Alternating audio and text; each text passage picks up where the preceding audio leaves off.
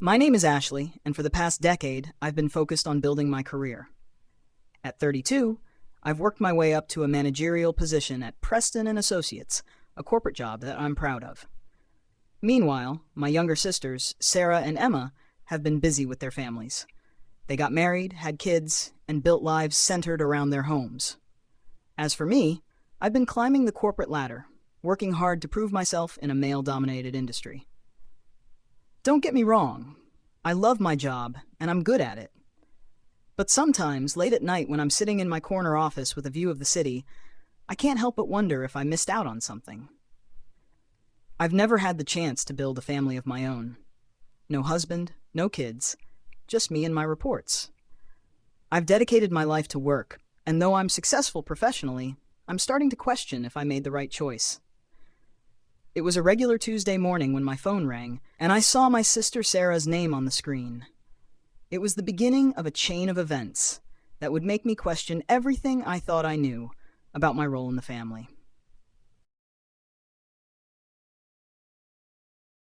"Hey, Ash!" Sarah's cheerful voice came through the phone. At 26, Sarah had always been the bubbly one, full of energy and life. "Got a minute?" "Sure, what's up?" I asked, distracted by a pile of reports I was sorting through. "You know Mom's turning 60 in 2 months, right?" she asked, her voice filled with excitement. I nodded, but still kept my focus on the reports.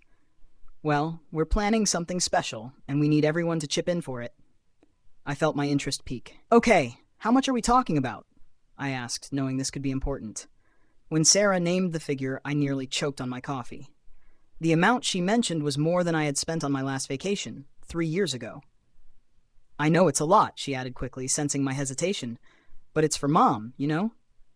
I sighed, pulling up my banking app on my phone. No, it's fine," I said. "I'll transfer it right now." "Oh, and one more thing," Sarah continued. "Make sure you take a week off work for the celebration. Don't plan anything else for that time."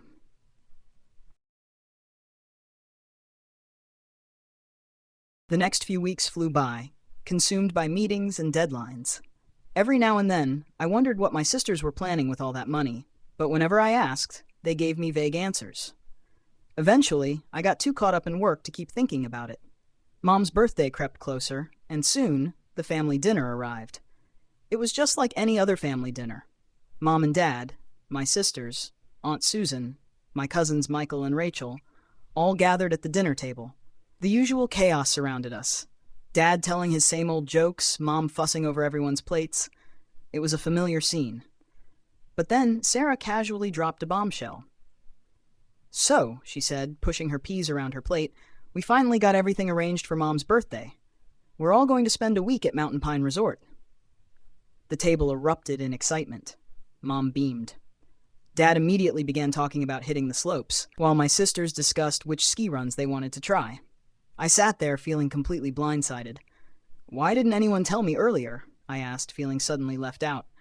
"I don't even have a ski suit. There's barely any time to get one now." Everyone fell silent. Mom cleared her throat, and I knew she was about to ask for something. "Actually, honey," she said, her tone shifting, "we were hoping you could do us all a huge favor."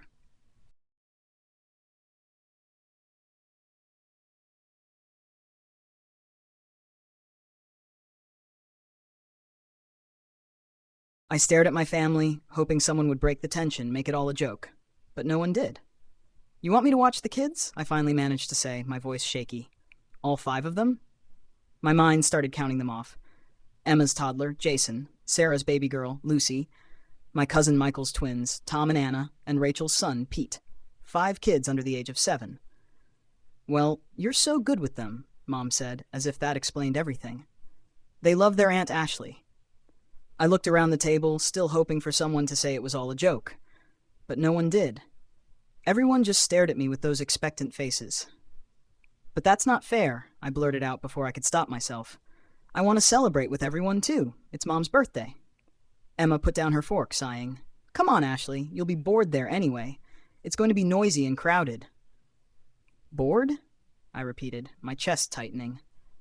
"How would you know if I'd be bored?" "Well," Emma said, exchanging looks with Sarah, "you're great with the kids. They adore you. And let's be honest, it's not like you need a break from family life. That comment hit me harder than I expected. What's that supposed to mean? I asked, my voice trembling. Sarah jumped in, her tone condescending. She just means that you don't have children or a husband to get away from the rest of us. We need this break, you understand, right? The green beans on my plate blurred as I fought back tears. I wouldn't give them the satisfaction of seeing me cry. I quietly pushed my chair back, stood up, and grabbed my purse from the counter. Without a word, I headed for the door. Mom's voice followed me. Don't worry, she'll be a little offended at first, but she'll come around. She always does. As I walked to my car, their voices faded behind me. They had already moved on to discussing ski slopes and winter gear, while I felt like a stranger in my own family. I had spent 10 years sacrificing my own life to help everyone else, and this is what I got in return. That night, I walked around my apartment, my mind racing. 10 years. 10 years of always putting everyone else first, helping my sisters, sacrificing my own time and plans for them. I thought back to the times I had to cancel my own plans to babysit their kids or cover for them. Every holiday, every dinner, every emergency, I was always the one to step up, no questions asked. But tonight, something broke inside me. I wasn't just upset about the babysitting request. I was upset that they had planned everything without asking me, using my money, my time, and my vacation days as if I was just a resource. I was tired of being the reliable one, the one who always said yes, who never got to have her own life. I collapsed on the couch, the weight of it all sinking in. How many times had I helped? How many times had I given up my own life to be there for them? When was the last time anyone asked me what I wanted?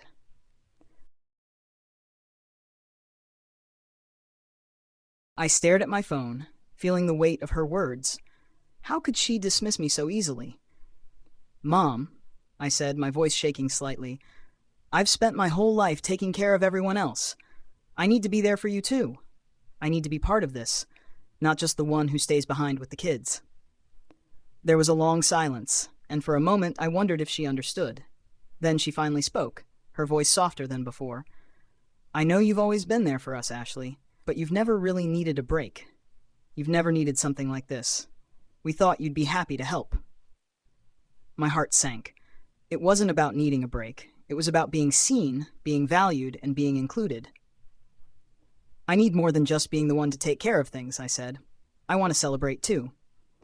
She sighed, the sound heavy with resignation. I just want everyone to be happy, honey. We'll figure it out. I felt a small sense of relief, knowing that I had finally spoken up. But I also knew that change wouldn't come easily. It was going to take time to rebuild the relationship with my family. Time to set boundaries, time to show them that I was worthy of the same respect and care that I had always given them. But for the first time in a long time, I felt like I was taking control of my life.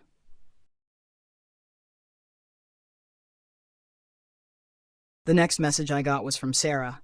How dare you? She hissed before I could even say hello. You're trying to ruin everything. I sat up straighter, trying to understand what had just happened. Ruin everything? I asked. I'm just trying to find a solution that works for everyone. We already have a solution, Sarah snapped. Everything's planned, Ashley.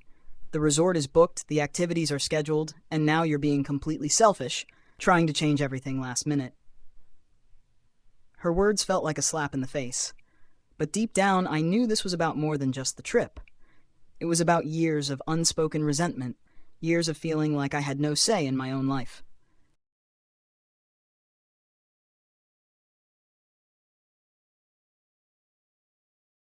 I had enough.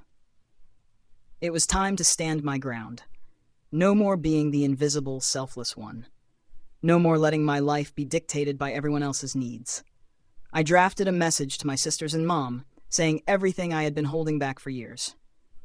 I'm not the one to always pick up the slack for everyone. I've sacrificed my time, energy, and personal life for you all, and now I'm asking for something in return. I won't watch the kids during your trip. I'm going to enjoy a vacation of my own. The days that followed were filled with tension. I didn't hear from Mom for several days. Sarah and Emma tried calling me, but I wasn't ready to engage. I was too hurt, too angry to speak to them.